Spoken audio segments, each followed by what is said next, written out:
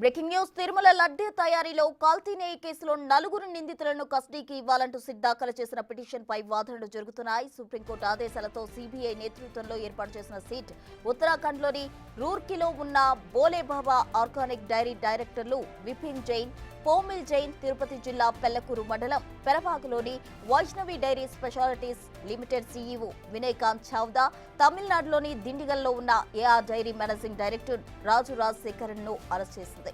కల్తీ జరిగిన కాలంలో విపిన్ జైన్, పోమిల్ జైన్ వైష్ణవి డైరీ డైరెక్టర్లుగా ఉన్నట్టు రిమాండ్ రిపోర్టులో పేర్కొన్నారు.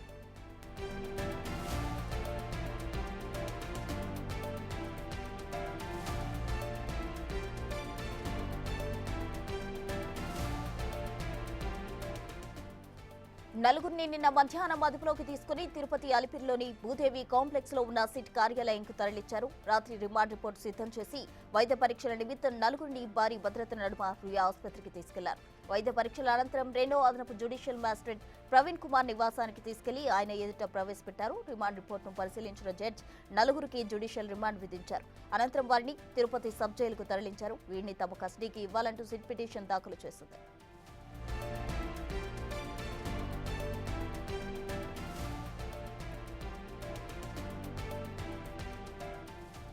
ఏఆర్ డైరీ పేరుతో నెయ్యి టెండర్లు వైష్ణవి డైరీ దక్కించుకుంది. తప్పుడు డాక్యుమెంట్స్ తో టెండర్లు సాగించినట్టు విచారణలో తేలింది. రూర్కీలోని బోలేబాబా డైరీ దగ్గర నుంచి నెయ్యి తెప్పించినట్టు వైష్ణవి డైరీ దొంగ రికార్డులు సృష్టించింది. బోలేబాబా డైరీకి ఇంత మొత్తంలో నెయ్యి సరఫరా సామర్థ్యం లేదని విచారణలో అధికారులు తేల్చారు. సమగ్ర విచారణతో అక్రమాలు దర్యాప్తు బృందం గుర్తించింది. 3 డైరీలకు చెందిన నలుగురిని అధికారులు అరెస్ట్ చేశారు.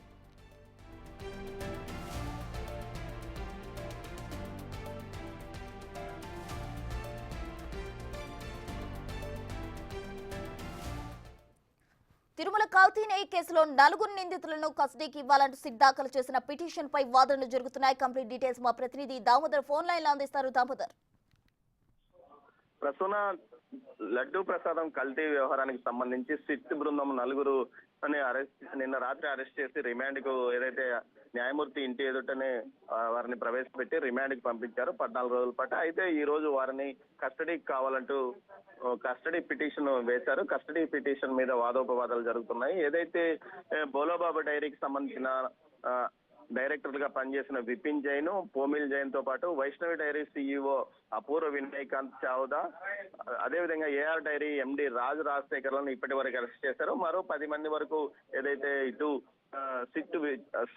సిట్ యొక్క అదుపులో ఉన్న సమాచారం వారిని కూడా విచారిస్తున్నట్టు తెలుస్తుంది. మొత్తం మీద అయితే దీనికి సంబంధించి కస్టడీ పిటిషన్ కోరడానికి కారణం ఏదైతే నిన్న అదుపులోకి తీసుకున్న తర్వాత వారు ఎలాంటి సమాచారం అంటే సిట్ అడిగిన ప్రశ్నలకు ఎలాంటి సమాచారం ఇవ్వకపోవడంతో వారిని వెంటనే రిమాండ్ కి తరలించారు. తాజాగా తమకు కస్టడీకి కావాలంటూ పిటిషన్ వేశారు.